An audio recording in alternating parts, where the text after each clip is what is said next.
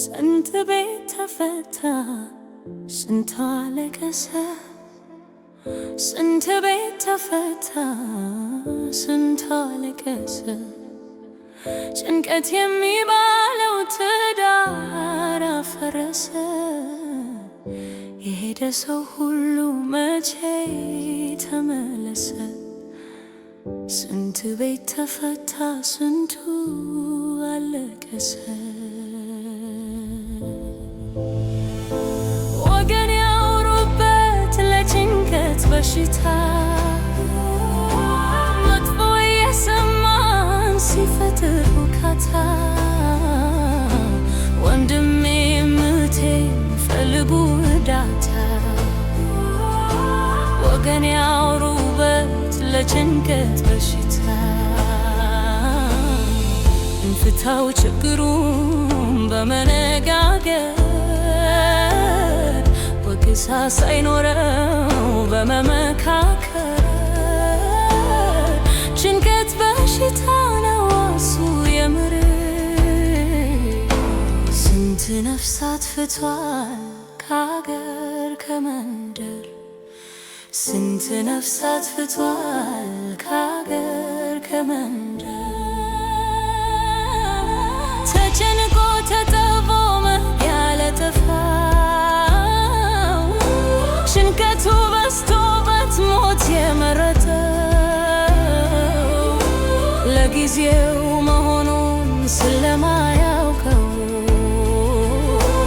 መፍትሄ ይመጣል ሊዙር ወደ ፈጣሪው ጭንቀት የበዛብሽ እህቴ ስሚኝ ጭንቀት የበዛብህ ወንድሜ ስሚኝ ሰይጣን ጉልበት የለው አንቺን ሊያሞኝ እርዳታ ጠይቁ ፈጣሪን ሙትኝ በፈጣሪ ፍቃድ ሁሉም ነገር ያልፋል ተስፋ ትቁረጡ አዲስ ቀን ይመጣል ዝናብ ዘንቦ ማይቀር ፀሐይ ይወጣል በፈጣሪ ፍቃድ ሁሉም ነገር ያልፋል ገና በለው ወንድሜ አንገት የደፋኸው ገና በየቴ አንገት የደፋሽው ባልሰራሽ ስራ መስሎሽ ያጠፋሽው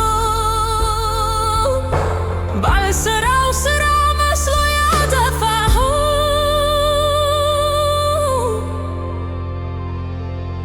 ራስህን ጎድተህ ጭንቀት የገባኸው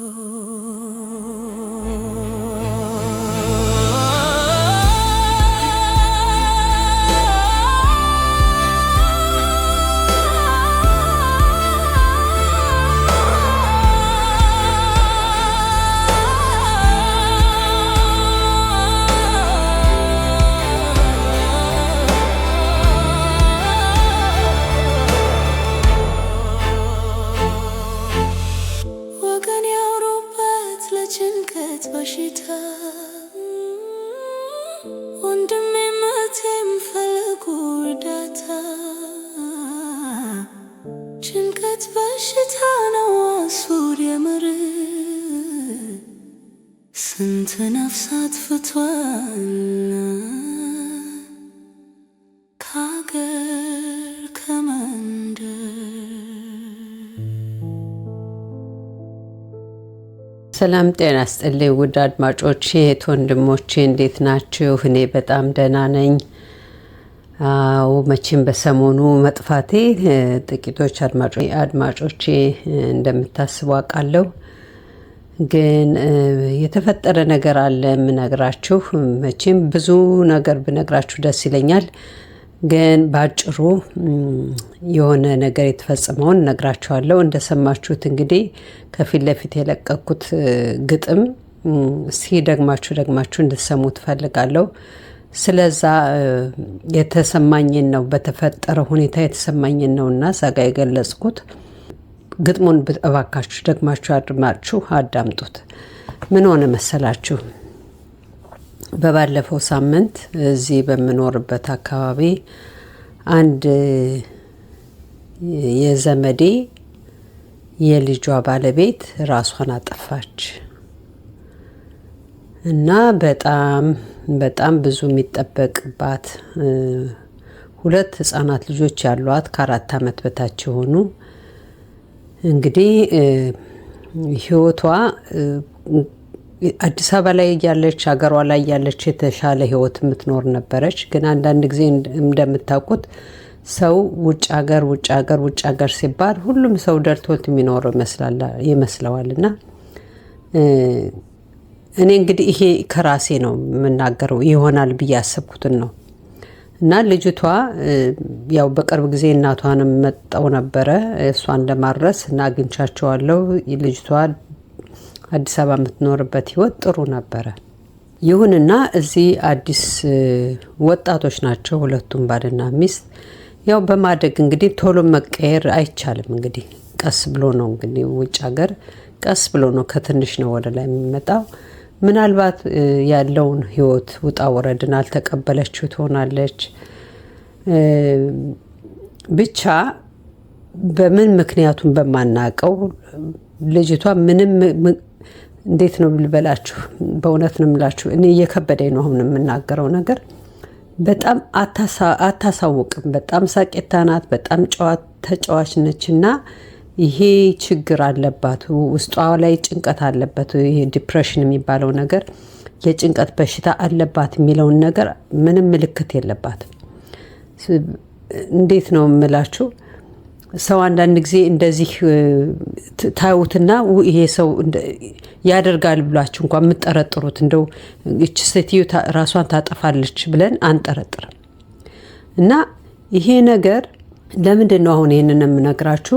አንደኛ በጣም የቆየውበትን ከሚዲያ ላይ የቆየውበትን ጉዳይ ነው።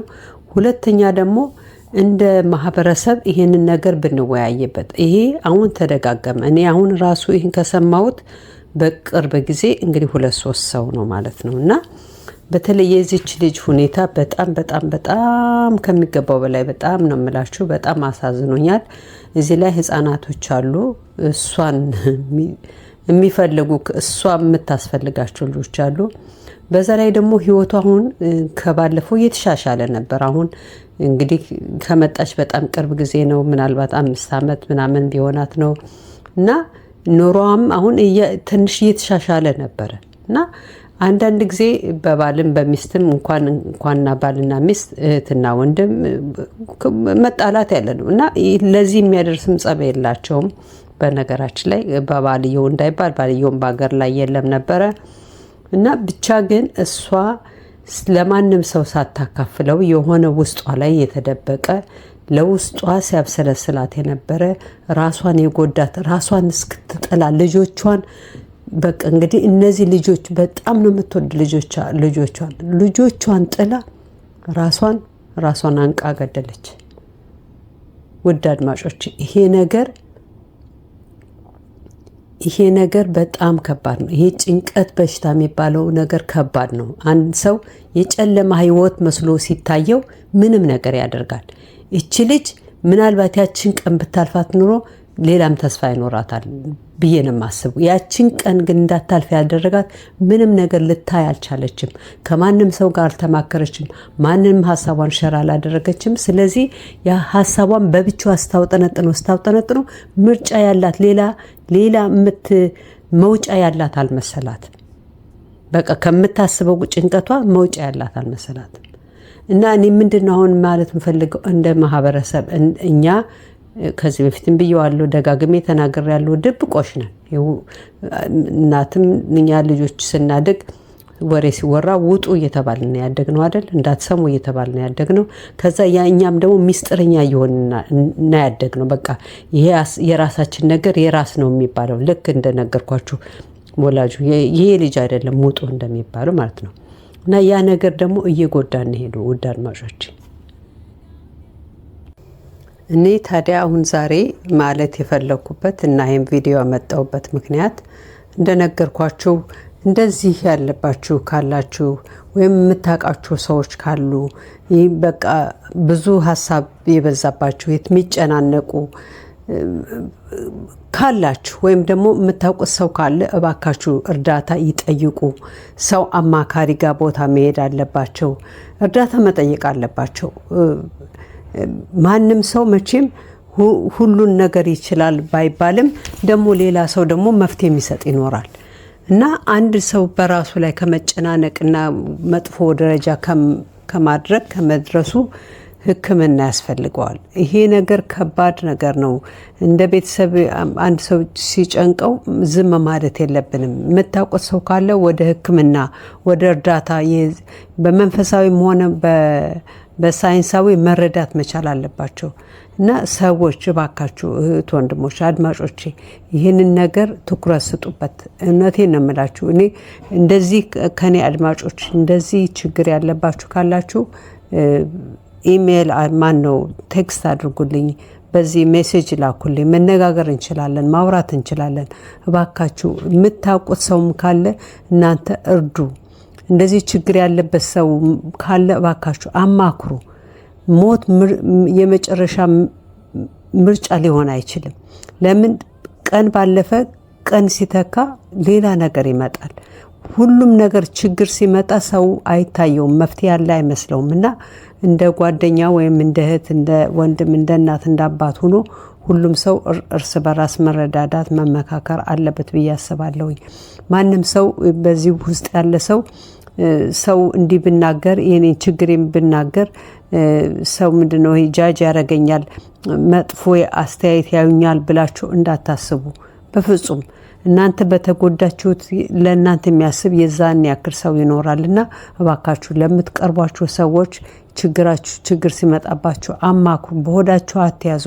እኔ በፊት አንድ ጊዜ ሳውዲ አረቢያ ያለሁኝ አንዷም ልጅ እንደዚህ ከቤተሰቦቿ ጋር የላከችውን ገንዘብ እንደዚህ ያስጠፉባት ልጅ የሆነ የጽዳት የሚሆነውን ነገር በረኪና ምናምን እንደዚህ ነገር ጠጥታ ሞታለች። እና አንዳንድ ጊዜ በተለይ አረብ ሀገር ያላችሁ እህቶቼ ብዙ ችግር ስለምታሳልፉ ትጨነቃላችሁ እና እባካችሁ እርስ በራሳችሁ መረዳዳት መመካከር፣ የማያልፍ ነገር የለም። በእውነት ነው የምላችሁ። እንደዛ አድርጉ፣ ተመካከሩ፣ አውሩበት። ስታወሩት ይቀላል። አንድ ሰው ብቻውን ከሚጨነቅ ያንን ነገር ለሚፈልገው ሰው ሄዶ ይተንፈስ። መተንፈሱ ጥሩ እኮ ነው፣ ይወጣል። በእውነት ነው የምላችሁ እና ይህንን ለማለት ፈልጌ ነው ውድ አድማጮቼ።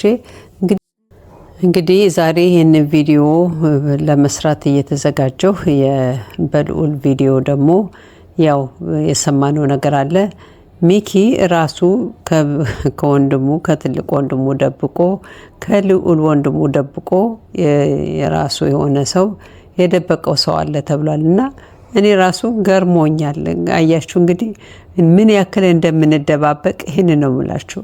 ሁሉም ነገር መደባበቅ ምስጥር እናበዛልና አሁን ሚኪ ከሚቀራረበው ከልዑል ይደብቃል ብዬ አላስብም። ከስራቸውም አንጻር እንዲሁም ደግሞ ጭራሽ ከወንድሙም ይደብቃል ብዬ አላሰብኩም እና ሁላችሁ ይህን ነው የምላችሁ። ድብቅነት ምንም አይጠቅምም። አንዳንድ ጊዜ ሀሳብን ሼር መደራረጉ ጥሩ ነው ብያላለሁ። እንግዲህ እንደሰማችሁት እናንተም የራሳችሁ የምትታዘቡት ነገር ሊኖር ይችላል እዚህ ጋር። ለማንኛውም ወንድማችን በቅርብ እንደሚፈታ እንደሚያስፈቱት ተስፋ ሰጠውናል። ያንን በጉጉት እንጠብቃለን። እንግዲህ እህቱም እንዲህ በሰላም ወደ ቤቷ ወደ እናቷ እንድትመለስ ጸሎቴ ነው። እህት ወንድሞቼ፣ እውነት ነው የምላችሁ ዛሬ ይሄን ለመናገር ለማስተላለፍ ነው የመጣሁት እንጂ ተዘጋጅቼበትም አይደለም። በተረፈ እንግዲህ በሌላ ቪዲዮ በሌላ አስተያየት እስከምንገናኝ ይችን የግጥሟን ነገር ትኩረት ሰጣችሁ ለሌላ ሰው ተደራሽ እንድትሆኑ ተስፋ አድርጋለሁኝ። በተረፈ በሌላ ቪዲዮ በሌላ አስተያየት እስከምንገናኝ ለዛሬው በዚህ ሰናበታለሁኝ። ባይ